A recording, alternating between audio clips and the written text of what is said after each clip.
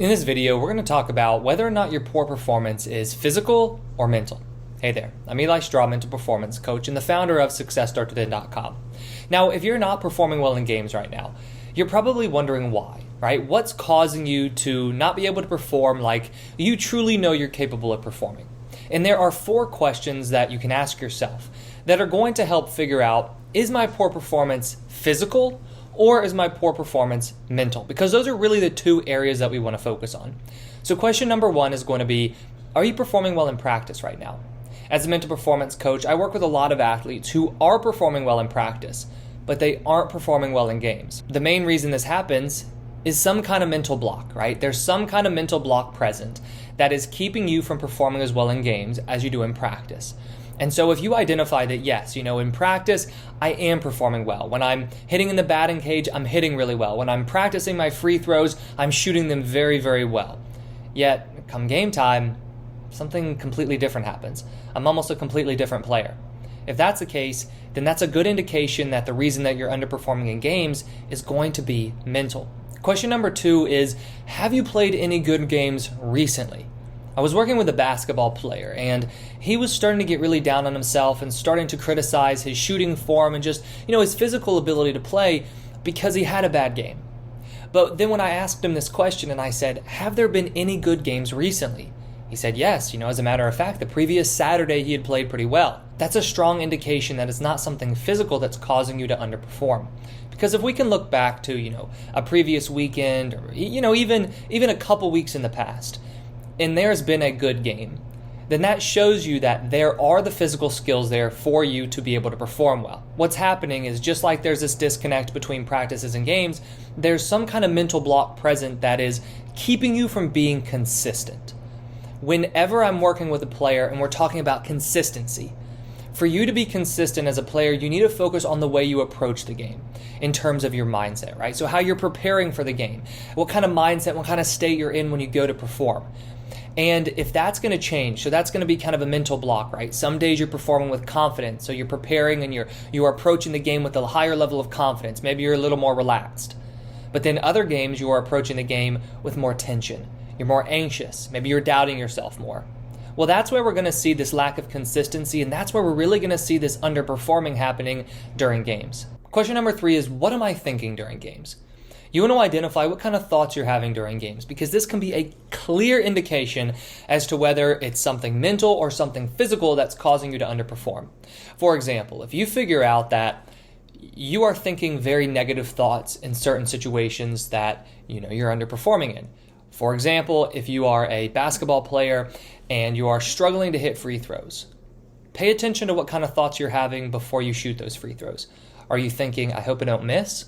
Or are you thinking, I know I'm going to make this shot. I'm a great shooter.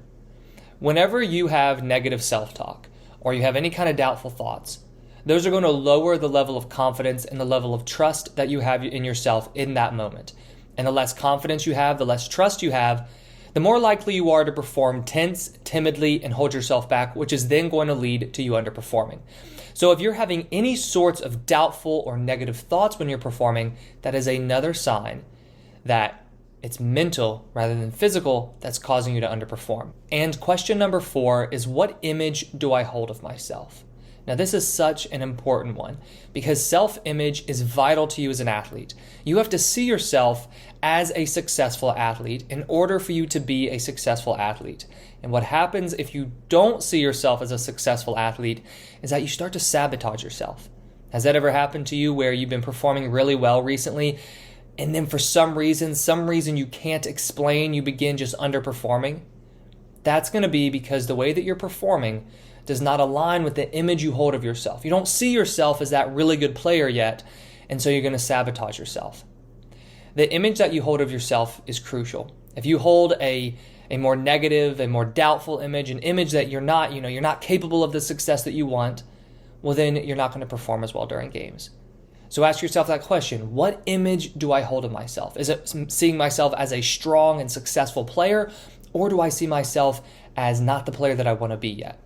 Now, those are the 4 questions that you can ask yourself to really see if your poor performance is going to be mental or physical. But in reality, you want to make sure that you have a strong mental and physical game. You want to make sure that you are continually improving your physical skills, because the stronger your physical skills are, the more confidence you're going to have. But you also want to make sure that you have a strong mental game. Number 1, because it's going to put you in a better position to succeed and really help you unlock those skills that you've worked for. But also what it's going to do is a strong mental game is going to help you bounce back from mistakes. And no matter how physically talented you are, no matter how good you are going to have poor games, right? You're going to have games where you underperform. An important thing is you make sure that that's just one game, maybe 2 games, and it doesn't turn into an entire slump or an entire bad season because you get too down on yourself and you lose your confidence. So you want to make sure that you have a strong mental and a strong physical game. But the reason that it's so important to identify whether or not your recent poor performances are physical or mental is because I have seen so many times where athletes are underperforming, and in all reality, it's some kind of mental block that's getting in their way, yet where do they turn? They immediately turn to overanalyzing and nitpicking their mechanics. Then what happens is you can find yourself in a downward spiral where you overthink your mechanics, and that's just going to lead to more tension and more underperforming during games. So if right now you've been underperforming recently, ask yourself these questions and try to identify, is it physical or is it really a mental game block that's keeping me from performing my best? If you have any questions about this video or any other sports psychology topic, please leave them in the comments below. And if you like this video, please hit that like button and subscribe if you haven't already. I put out new videos each day on sports psychology and mental training. Thank you for watching, and I wish you the best of success in all that you do.